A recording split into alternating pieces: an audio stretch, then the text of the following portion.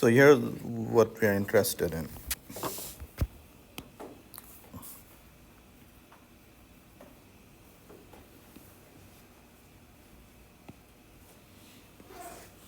So I'm going to give you a brief overview of the chapter because once we get into the slides, it won't appear that this is what's going on. Okay, this is the hidden message.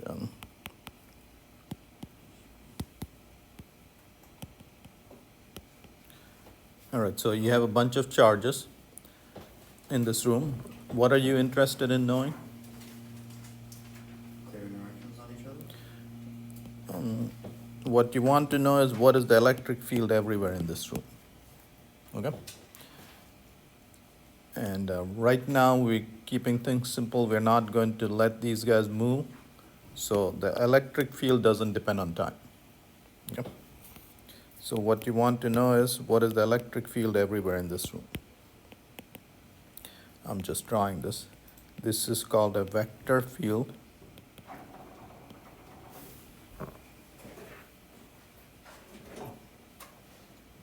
Isn't that unlocked?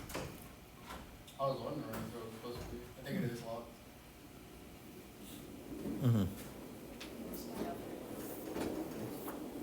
Beth, nobody wanted to accommodate you. We're doing 2 labs on Wednesday. Okay. No, I'm messing with you. We're doing 2 labs today. Oh. I was like, damn.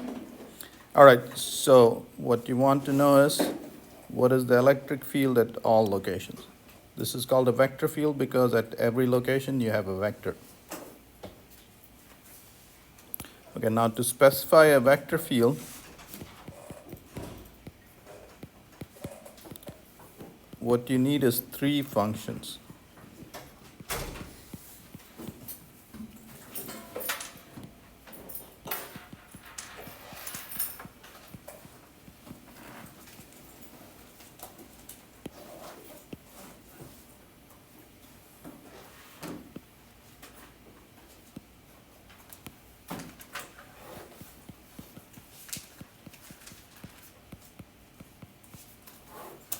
All right, so to summarize this again, you have a charge distribution, a static charge distribution that is producing an electric field in this room, and that's what you want to know. What is the electric field everywhere? And to know this electric field everywhere, what you need to know is these 3 functions. Okay. The question is, can this problem be simplified? We are always looking for simplification. This is an electrostatic field. Okay. Why is it called an electrostatic field? Because nothing's moving. Yeah, it's time independent. Nothing is moving. Okay? It's an electrostatic field. And for this field, it so happens that if you take the line integral of this field from point A to B, let's say I take the line, this is the initial point, and there's the final point. I take the line integral of that field from initial point to final point. It's independent of the path.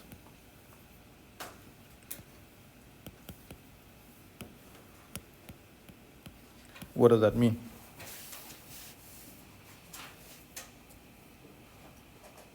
Doesn't matter how you get there. Yeah. It's just the first and the final point. That's right. The value of this integral doesn't matter how you get there from here to there, any of these paths.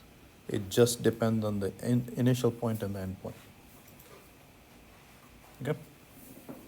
So this field is called a conservative field.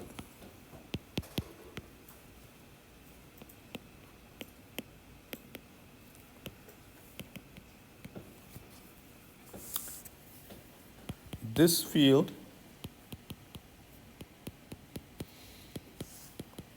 can be written as gradient of a scalar field.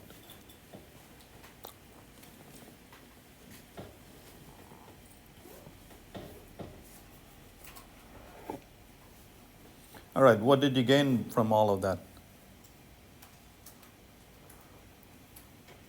what is the simplification? Go ahead. What were you going to say? You can express this field as a density of charge in the room for different areas in the room. Okay, so this is what we gained from here. See, this is the electric field you wanted to know. To know the electric field, you needed these three functions. And now I'm telling you, all you need to do is give me this one function, and I can calculate the electric field. I just take the gradient. The problem became 3 times easier. And that's what this chapter is about. Okay? I forget, what does the gradient function do? Can anybody tell me what the gradient function is? You've seen this in Physics 1. It rang a bell. I know I've seen it before, but Yeah, I know. I still feel like my initial answer kind of explains it. It's just let's say a logarithmic change in density from the source. Or no, exponentially decreasing. Okay. You're throwing words around, but a charge distribution, if you know the location of the charges, you can calculate the electric field. Okay? And then you're home. But, I mean, that's a pain in the neck. Okay? So it's not an easy process. Remember, for this kind of charge distribution, you'd have to calculate the electric field due to these guys, add those vectors up, and then do that for that point, that point, that point. It's an impossible task. You learned Gauss's law. Electric fields can be calculated for symmetric distributions and all that kind of stuff. All right, let's not go down a rabbit hole. Okay. What we want to know is the electric field in this room. And if it's a static electric field, this electric field can be expressed as the gradient of an electric potential. This guy is called electric potential.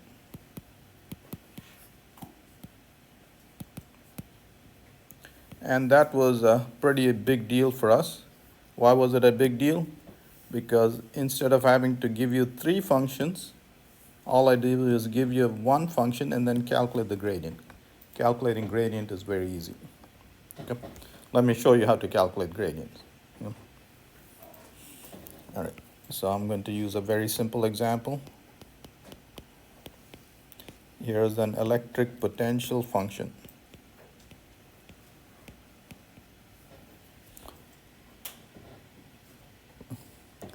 This is a scalar valued function.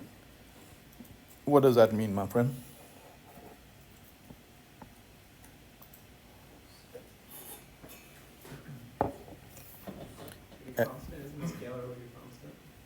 It's not a constant. Every location, it's spitting out a scalar. It's spitting out a number. Okay. This guy at every location is spitting out a vector. That's a vector valued function. Okay? So this function is just spitting out a number. Yeah? Here's the gradient of V. Here's the definition of gradient of V. Del V by del X, I, plus del V by del Y, J, plus del V by del Z, K. All right. Somebody remind me, what does del V by del X means? Yeah, but what does it mean? Do you take it with respect to x? Yeah, so what that means is, so what this function is doing is, okay, it's giving you a value for every value of x, y, and z. Okay, what del V by del X means, okay, so let me draw that.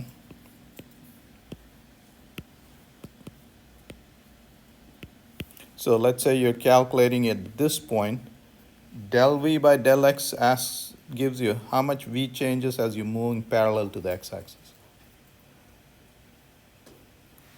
Del V by del Y gives you how is V changing as you move parallel to the y-axis. And of course, del V by del Z just means how is V changing as you move parallel to the z-axis. Okay? And the partial derivative gives you how much v changes for unit change in x, for unit distance moved. Of course, these have different values. Del v by del x here is different than del v by del x here. That's, yeah. All right, so now let's calculate these guys. Okay. What is del v by del x? You treat the other variables as constants and just take the derivative with respect to x. So this is 2x y cubed c to the power 4i. All right, who wants to do del v by del y? 3x squared y squared c to the fourth. Mm-hmm. And somebody else do del v by del z? 4x squared y cubed c to the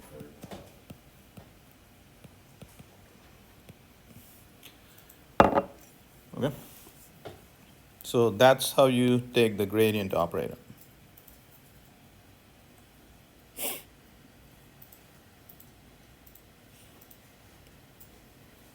What does the gradient operator mean?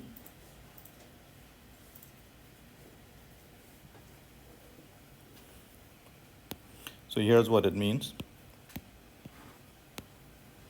So here's this function, x, y, z. What does it do? It spits out a number at every location. So let's say this is 100. Here it spit out 105, 107, 98, 87, and so on. Now, I'm at this location. What I want to know is the direction in which v is increasing the fastest. Is that a valid question? Yeah. You can, I'll give you an example. You can stand on a mountainside and ask in which direction is the elevation increasing the fastest? Which direction are you going uphill? That's what the gradient operator is. Okay? So if it's increasing the fastest in this direction, the gradient operator gives you that. Okay?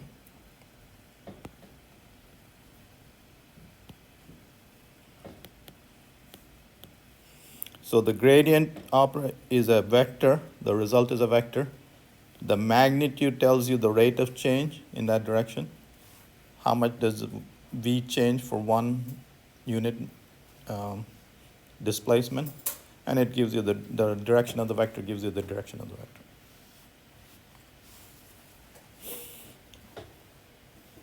All right. So here is the punchline.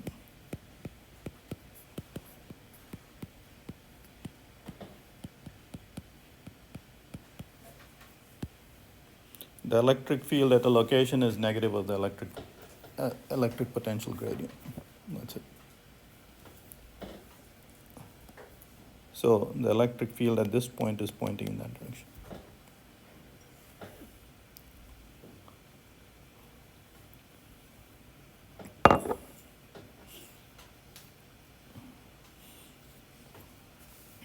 Okay, so what is this chapter about? It's about simplifying your life 3 times. Okay? So let me summarize this again. There's a bunch of charges distributed. What you're interested in is the electric field everywhere in this room. Okay? To specify the electric field everywhere, you would have to give these 3 functions.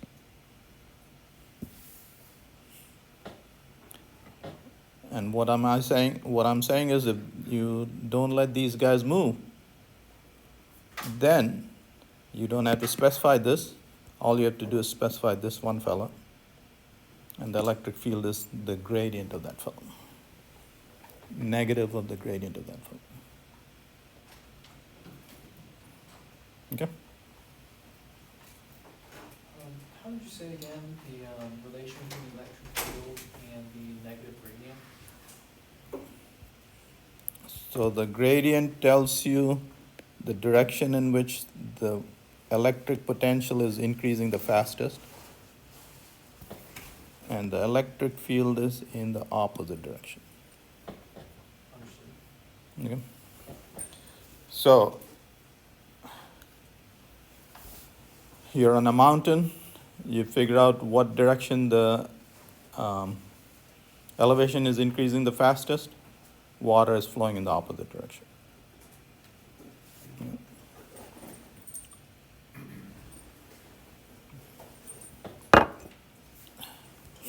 All right, now, so I'm going to go over the slides fairly quickly, but hopefully you remember the gist of the chapter. Okay. We'll introduce it in different language. Okay, so electric potential. So you'll learn two terms here. Electric potential energy and electric potential. They're related, but they're not the same thing. Potential energy is denoted by U, and it's energy. The units are joules. Electric potential is denoted by V, and it's related to the electric field via the gradient. Okay? And it's the units are SI units are volts. Okay?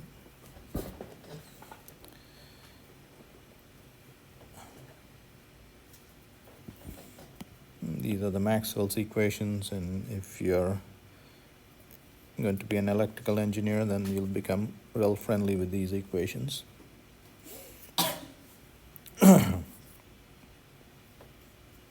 All right, so now let me illustrate a difference.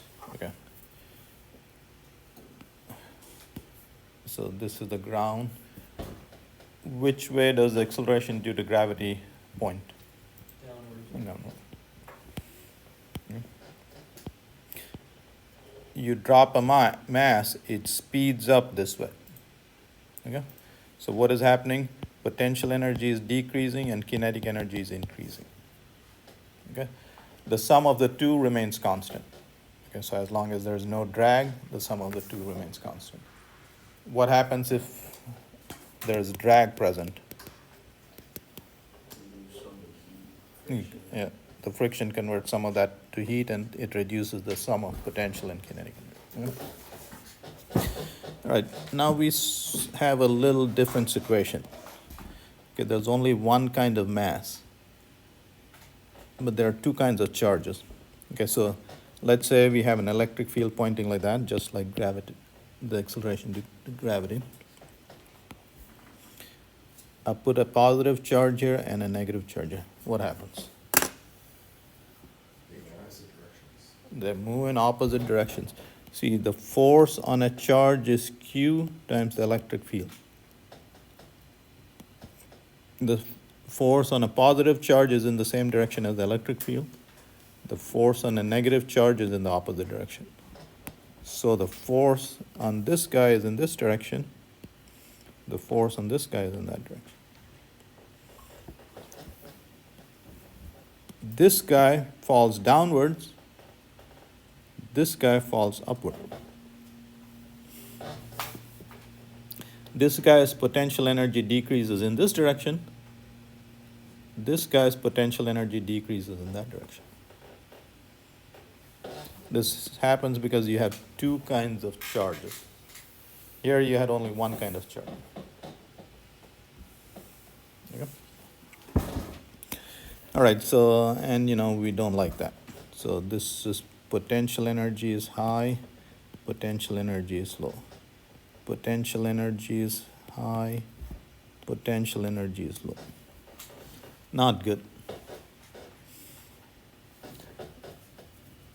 We want to define something that is independent of the charge. And here is the simple definition.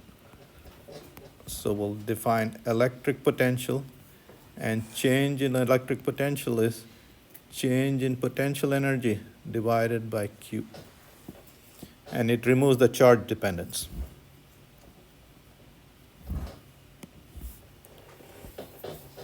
Okay. And so you see potential energy is decreasing, and so if you divide by a positive charge, electric potential is decreasing. V high and V low.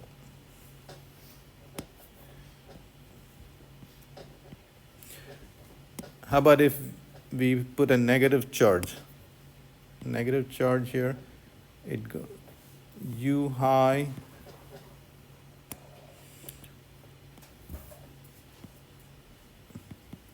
U low. Okay. This is when you go from here to there, low to high, that will be a negative number, but you divide that by a negative charge, you get a positive number. So V high minus V low. Okay. So this guy, this definition changes the charge dependence. Okay.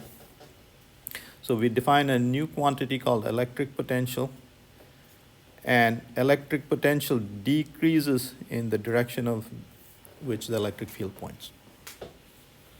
Electric fields point from high potential to low potential. That's it.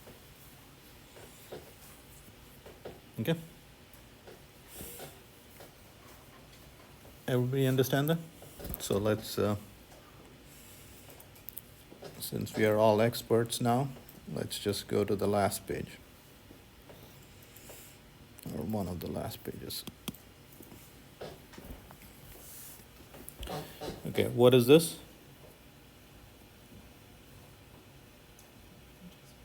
Equipotential surfaces. What do you think that means? It means that it's the same potential energy. Yeah, so it's the same potential energy, potential electric potential, not energy. So Yeah, electric yeah, so you see, this is a equipotential surface. That's a 9-volt surface. This is an 8-volt surface. Everywhere on that surface, it's 8 volts. Everywhere on this surface, it's 7 volts. Now, I want to find the electric field at this point. Which way does the electric field point? Very good. It's perpendicular to this surface and points in the direction of decreasing potential.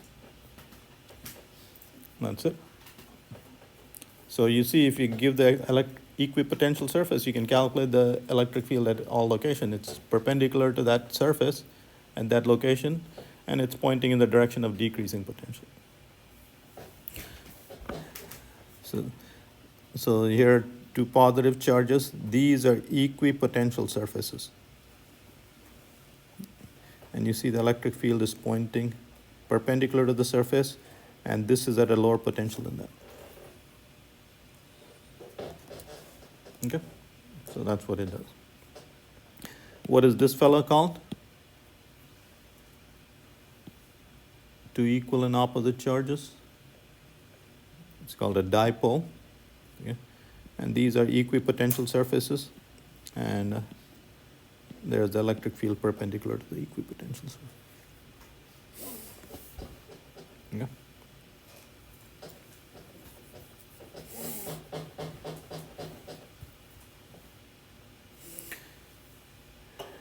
All right, so again, U is potential energy, electric potential energy, and V is electric potential.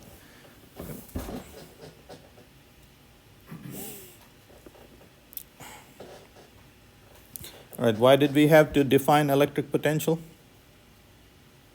Because there's two charges. Yeah, there's two charges, and the potential energy decreases in different direction. Here you didn't have that problem, and so we didn't have to define gravitational potential. Yeah, we just had gravitational potential energy. Okay.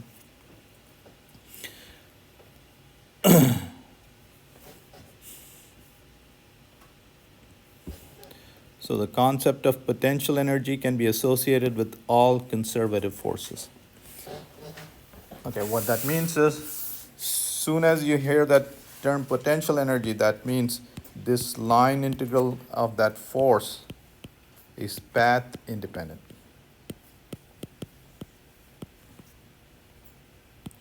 Okay, that line integral only depends on the initial and final point. And that force can always be written as the gradient of some scalar function, okay? That's what that means mathematically. All right. So potential energy is associated with conservative forces.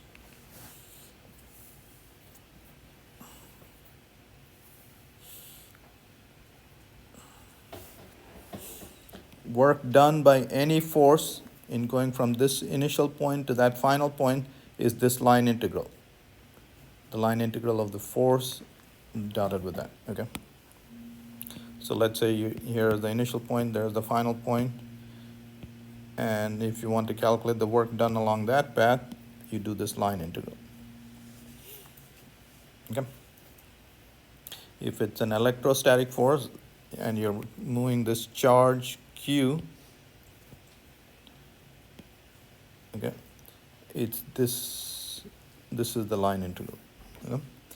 And since this line integral, we started this chapter saying it's path independent, the force is conservative, then you can write that as you can associate a potential energy with it, yeah, negative of that. Is friction force conservative? No. The work done by friction force depends on the path. The work done by friction force along this path is different than it along this path, along that path.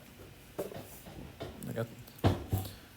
The work done by you pushing a cart in Publix is different along this path, is different along that path, is different along that.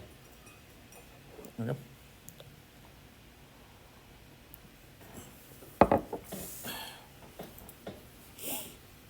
Okay. If you have a constant electric field, you just connect the initial point and the final point with this vector D. Okay. And the work done is Q E dot D.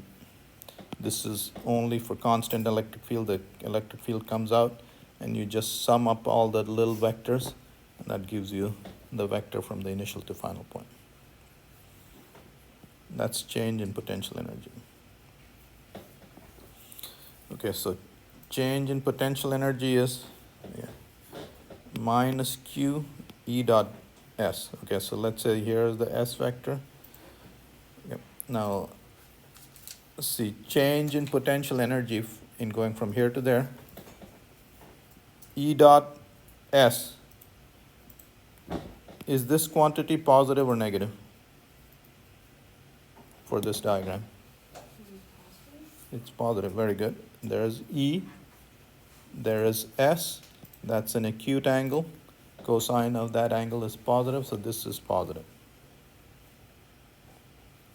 If the charge is positive, this entire thing is negative. So positive charges loses potential energy in this direction.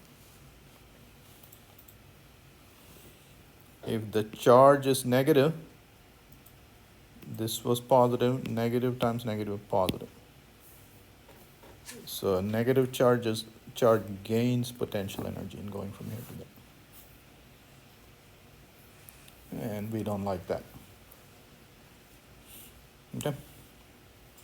So you see this equation, delta U divided by Q is minus E dot S. Now this guy is independent of the charge. Okay. Here for this diagram in going from here to there, this was positive and so this is negative. Okay.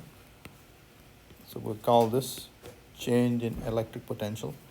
And electric potential is decreasing in the direction in which the electric field points. So if you go in the general direction in which the electric field is pointing, the electric potential is decreasing in that direction.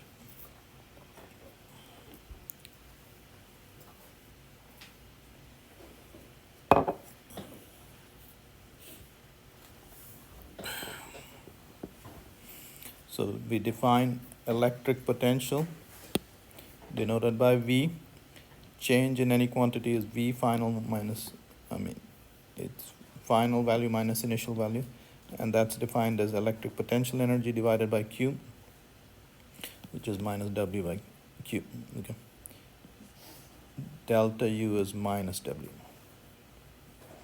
So here's how you calculate the change in electric potential between 2 points.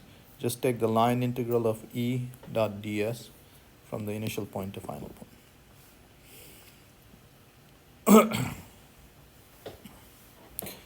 What are the units for this guy? Okay, the units for this guy are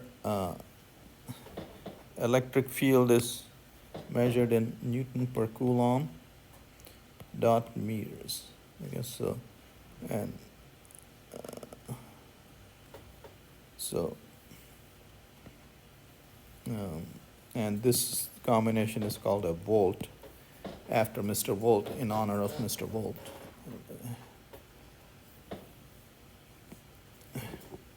And 1 volt per meter is 1 Newton per Coulomb. So this was a unit for electric fields. So here's a new unit for electric fields, volt per meter. And 1 volt is also joule divided by Coulomb, joule divided by Coulomb. Okay.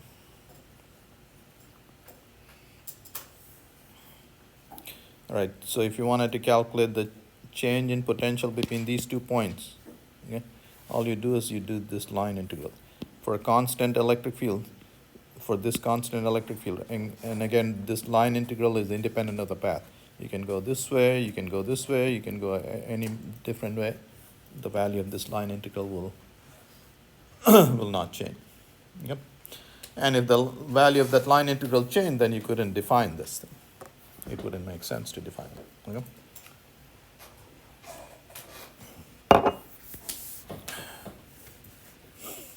Okay, so V final minus V initial is this line integral.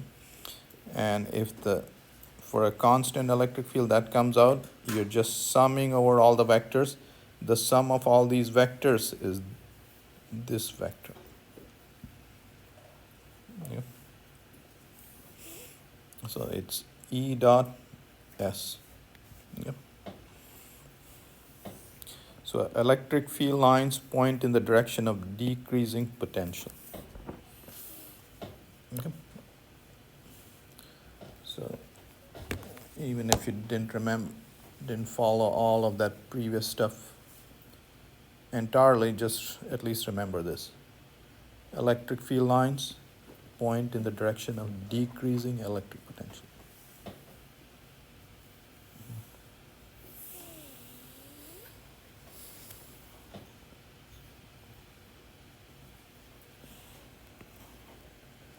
Okay, we saw that change in electric potential is related to change in electrical potential energy and Q like that. Change in potential energy is Q times change in electric potential.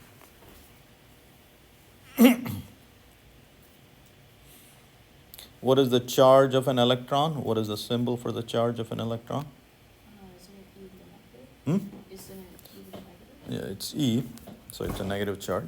And the value of magnitude of this is 1.6 times 10 to the minus 19 Coulomb. What is the charge of a proton? The same and the opposite. Yeah, the same. Okay, so let's see what is this equation saying. All right. When I drop a mass, it falls, it loses potential energy and gains kinetic energy. Let's say if it lost 20 joules of potential energy, how much kinetic energy did it gain?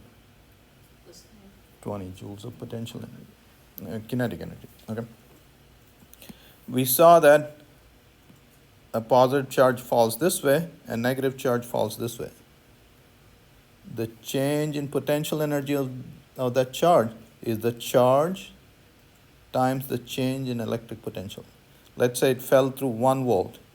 A proton fell through 1 volt, its change in potential energy is that much. An electron fell through 1 volt, the charge is the same, the change in voltage is the same. The change in its potential energy is the same. Change in potential energy is the charge times the change in voltage. That's how much kinetic energy it would get. This fellow is a very important quantity of energy, unit of energy. We'll put this charge E, and when it falls through 1 volt, that thing is called 1 electron volt.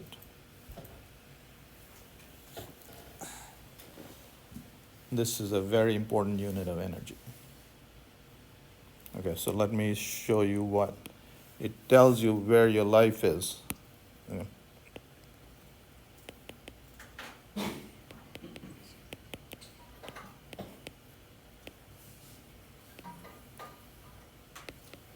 What did I just draw? Huh? Lithium. A lithium atom. Yeah. So this is very important for your life. Anyway. So if you mess with these guys, okay, any chemical reaction, all you're doing is rearranging only the outermost electrons for all of these guys. You're dealing with maybe 10 electron volts. Okay. So all chemical reactions live in this region. You get a little ambitious and try and mess with these guys. Now you need 1,000,000 times more energy. Yeah. If you want to mess with these guys within these guys, then you need 1,000,000 times this energy. Giga electron volts is 1,000,000,000 electron volts. And if you find yourself in CERN, that's tera electron volts. This is 10 to the 9 electron volts. This is 10 to the 12 electron. Okay, so if you want to see inside a proton, you gotta go there. Okay.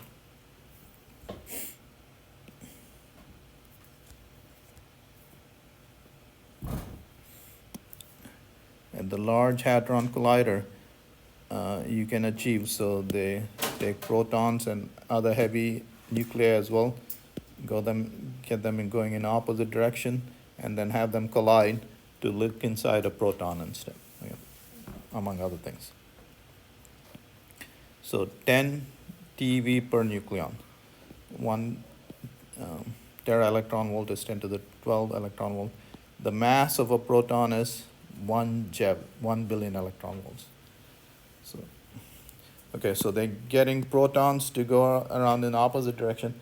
So you guys might have heard of this. What Einstein told us is, as you're moving faster and faster, you're getting heavier. Okay. This is your rest mass. Gamma is dependent on the speed. Okay, so you're getting heavier as this guy is getting bigger as you're going faster. Okay, so what this is saying is, see, there is the proton at the Large Hadron Collider. This is a circle whose circumference is 60 kilometers. You see 10 TeV per nucleon. What that means is the proton has become 10,000 times heavier.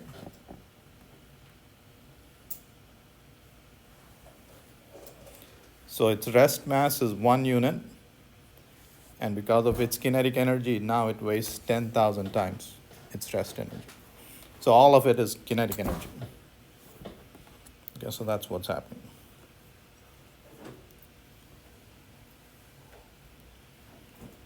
And why do we speed things up?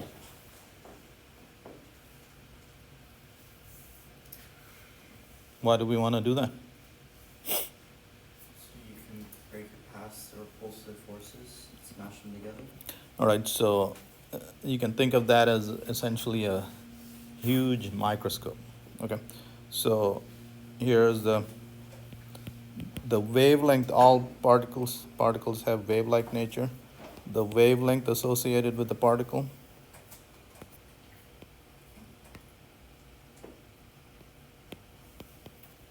is equal to h divided by p. P is the momentum, and I'm just going to divide it by, I'm just writing a loose expression, mv. The faster it's going, the greater its momentum. smaller its wavelength. And smaller the wavelength, with this wavelength, you can see this distance. So if you want to look at smaller and finer detail, you need finer and finer wavelength. You need greater and greater momentum. Yeah.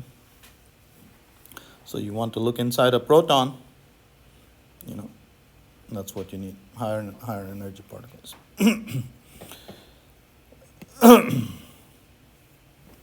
Okay, these are equipotential surfaces. What does that mean? The same charge. Same potential everywhere, electric potential. So this is 9 volts everywhere, okay, and so on. So let's say this is 8 volts and this is 9 volts. Okay, so electric field at this points that way, and so on. Electric field is perpendicular to the surface. So around 2 positive charges, these are the equipotential surfaces. And there's the electric field. Now the next 2 slides gives you the expression for the electric potential around a point charge. Okay? And here is the expression. The electric potential, if you have a point charge Q, the electric potential at a distance R is KQ divided by R. Okay? So KQ divided by R. If the charge is positive, the potential is positive there. And if the charge is negative, the potential there is negative. Okay? This thing just shows you the derivation. Okay? You need to know spherical polar coordinates to do this. Okay? So I'm just going to write it down. So ds, what is ds? Shape. ds is a small displacement, okay? And if you write this in Cartesian coordinates, what that means is this is the small distance you traveled in the x direction, I, plus the small distance you traveled in the y direction, plus the small distance you traveled in the z direction. Okay. In spherical polar coordinates, it can be written as dr r hat r sine theta d theta theta hat, r d theta theta hat plus r sine theta d phi phi hat. It's just expressing it in a different coordinate system, okay, in spherical polar coordinates. So this is the small distance you traveled in the radial direction. This is the small. So here's the Cartesian coordinates. And this is the radial direction, r hat. So I, j, k are these unit vectors. This is r hat, and this is theta hat, and phi hat is in that direction. Okay. Anyway, so the same displacement is given in terms of these unit vectors, and you see those unit vectors point in different direction at different points.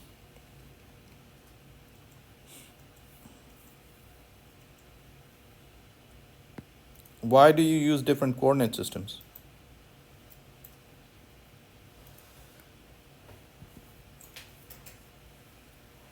To simplify certain things. Yeah, if you're in South America, you want to speak Spanish. If you're in America, you want to speak English. Okay. If you have a problem that has radial symmetry, you don't want to be using this. That's like trying to order food in Moscow with English. Okay. You want to order food in Russian in Moscow. Okay. Okay, given the symmetry of the problem, you use the appropriate coordinate system. That's all. Okay, so If you put that, then only R dot R survives, okay, in the ds. And this integral becomes that. And now this integral is easy to do. Even I can do this. And there's the integral, okay? And so the potential from a point particle, electric potential at this location from point particle is given by that.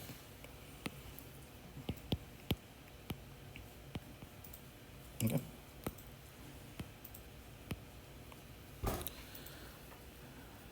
And you see the potential is, as R increases, potential is decreasing, and we know that the electric field is pointing in that direction.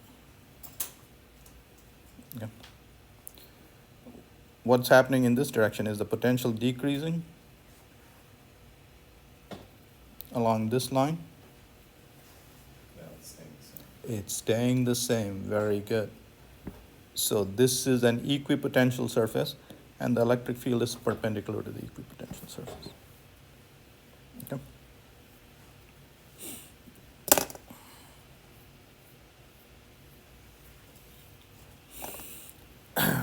All right. So you have a bunch of charges.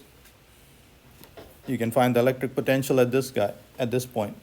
Find the electric potential due to this guy plus the electric potential due to this guy plus the electric potential due to this guy plus this. They're all scalars, so you just add a bunch of numbers. Mhm. So here they're showing you for these charges, I mean, these are just made up numbers. So they're showing you that this is an equipotential surface. Everywhere on this surface, the potential is 350 volts. Okay. And that's an equipotential surface. Why do we need to know the equipotential surface? What use is it? It tells you where the electric field is pointing. The electric field is perpendicular to that surface. In which direction? Perpendicular to the surface. In the direction in which the electric potential decreases. Okay.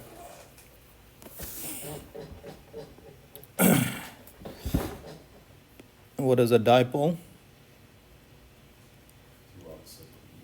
Two equal charges separated by a distance. Okay. The water molecule has a dipole moment. Okay. Fat molecules don't. All right. This shows you, so from a point charge, the electric potential falls off as 1 over R. And from a dipole, the electric potential falls off as 1 over R squared. It falls off faster.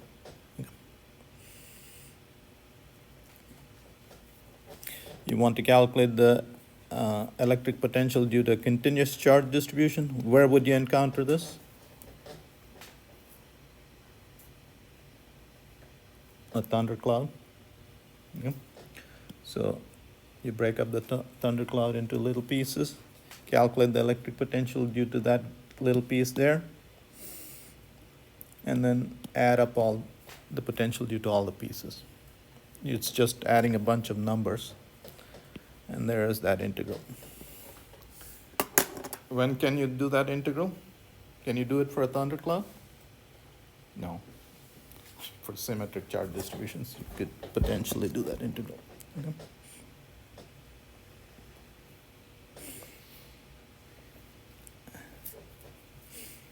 Okay, so here's a conductor. We've thrown a bunch of charges on the conductor, and you already learned that all the charges reside on the surface of the conductor. How did the charge distribute on the surface of the conductor?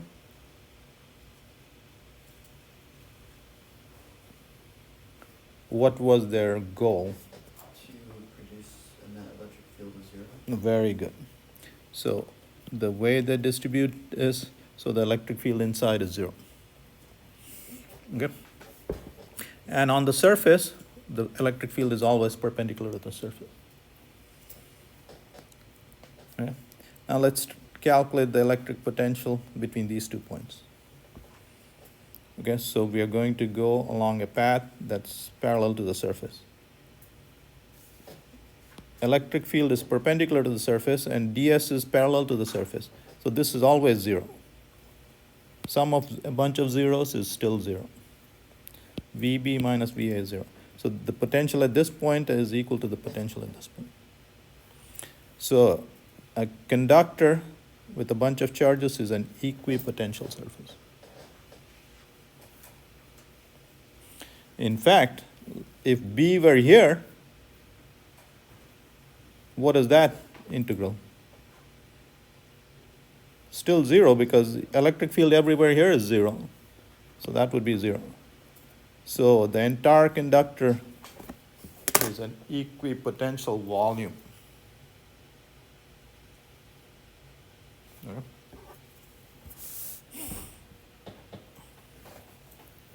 So the entire conductor is at the same potential. Okay.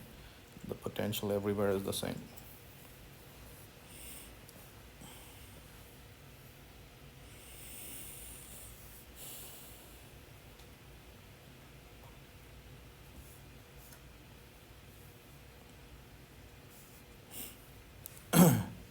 Okay, so remember, if we smear this wall on the left with positive charges and you smear the right wall with negative charges, you would have a uniform electric field. And then what we're going to do is, we're going to go get a hunk of metal and bring it in here. And put it there. What will happen? The charges on this was a neutral hunk of metal. The charges redistribute such that it creates a zero electric field. So this hunk of metal has altered the electric field. You bring a piece of wood, nothing happens. Okay. So the metal changes the electric field around it.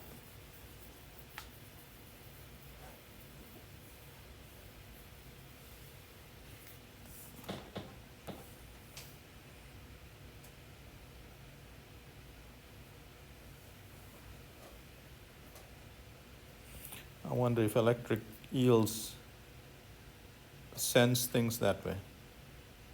So the electric eels will produce an electric field, and you have some object come which has metal in it.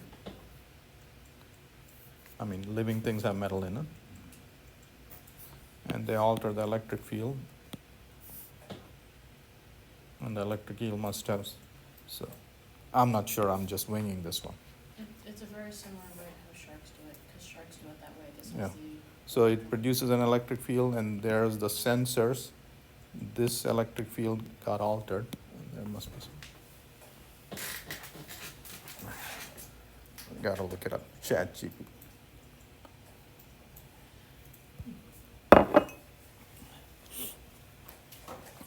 Or we do what I do, we just go to the aquarium and ask them. That's No. what I do. ChatGPT is much easier. Well.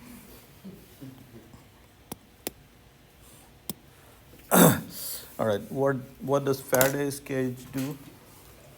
Protects everything inside of it. It's neutral. So it shields you from external electric fields. If you have an internal electric field, you won't do nothing. Yeah. It shields you from external electric fields. So here's a metal cage. You turn on an external electric field. How do you turn on an external electric field? You go under a thundercloud or whatever. You drive under a thundercloud. The electric field change, and the charges on the metal rearrange and produce an induced field which is canceling the external field. How fast does this happen? Instant, basically. I'm sorry? Basically instant. Yep, very, very fast.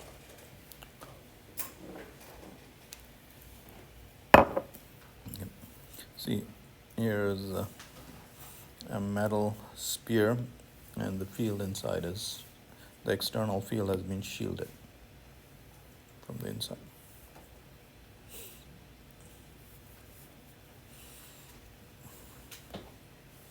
Okay, this is quick proof of what we started with. This is what we wanted to know, and what we tell you is, for special kinds of fields, what kind of fields? So, Yeah, very good. Conservative fields, the following is true.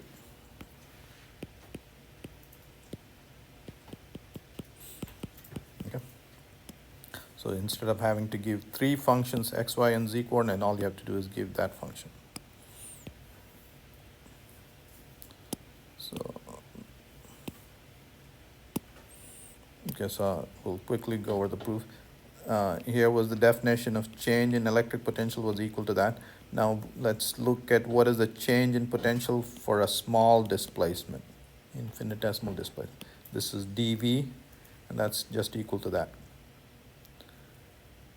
And E dot ds, so we are doing this in Cartesian coordinates. E dot ds is Ex dx plus Ey dy plus Ez dz, and the negative sign gives you an overall.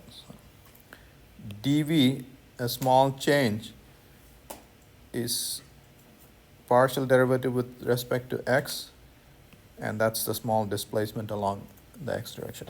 Okay, any displacement is small displacement along x direction, y direction, and z direction. Okay. So this is the change due to this displacement in the x direction. This is the change due to the displacement in the y direction. This is the displacement due to displacement in the z direction. Okay, now dx, dy, and dz are independent. You can make them independent displacement. So this must equal that, that must equal that, that must equal that. And so the electric field is gradient to that.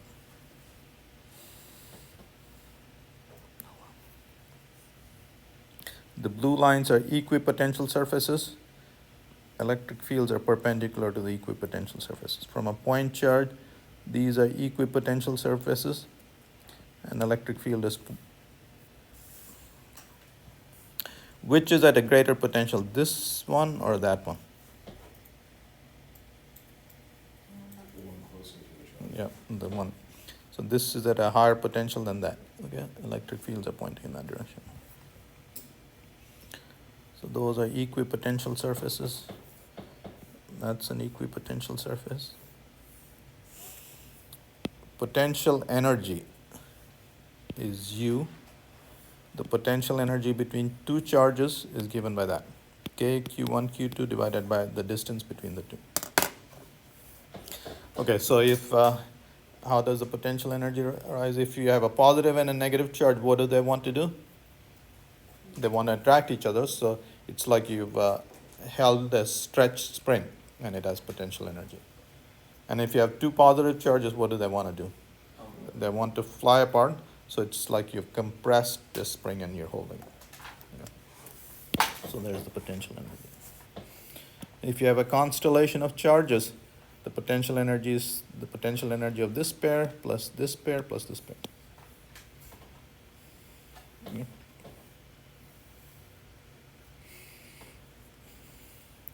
We saw an electrostatic precipitator in one of the previous chapters, and you have 100,000 volts between these two guys, and when you have that high a voltage, what this wire is doing is it's spitting out electrons. Okay? And if you have smoky air passing through this, the electrons will adhere to the smoke particles. So here is the smoke particle that's neutral, becomes negatively charged, and then it attracts to the plates, and you get clean smoke there, and then you shake this every once in a while. Okay, so instead of this, this is what you'll get out. You can remove 99% of particulate matter, okay, and all these guys can be healthy, and it costs you about 2 cents to every $100 in it, or $2 to every $100.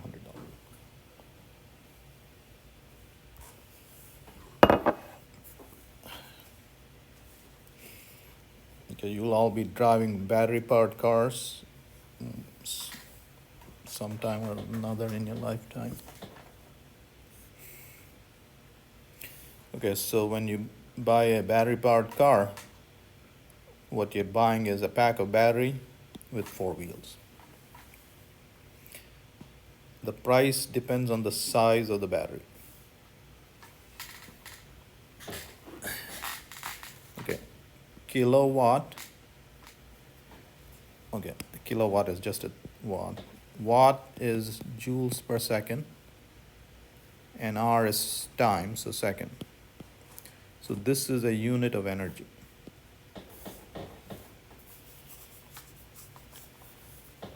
So the price of your car is dependent on the size of your tank, so to speak. Yeah. So you get 53 kilowatt. Anybody own a electric car? Hmm? Yeah, way more efficient. Oh, yeah, yeah. Well, do you own an electric car? I have a hybrid. Okay. Which one do you have? It's the Ford Maverick. Okay.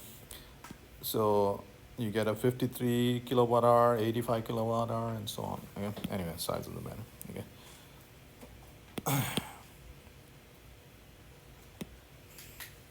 So 53 kilowatt, a kilowatt is 1,000 watts. 1,000 watts is, a watt is a joule per second. 1 hour is 3,600 seconds. Okay, so this is really, so when it's fully charged, it is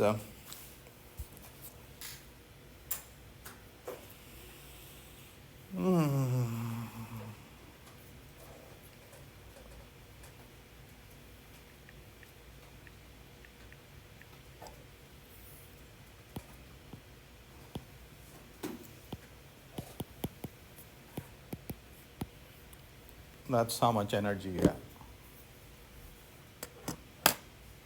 Okay. All right, so now let's say we use 60% of that energy. So you're using 114 megajoules. Yeah, 114 megajoules. An electric car is 90% efficient. What does that mean? 90% of the energy that you put in gets turned into work. The other 10% is lost to friction or heat. Right, so 90% of that gets converted to motion in your car. So you can think of essentially this as a range of the car. And these are the numbers for a gasoline car. So this is a full tank of gas. 1 liter has that many megajoules, so that's how many megajoules it has. So this is 114 megajoules. This is 1,000 megajoules, 2,000 megajoules. But it's only 20% efficient, and it converts to that. Okay. But the operational carbon footprint for this is 0 if you're getting your electricity from renewable energies. And once the infrastructure is there for charging, you know,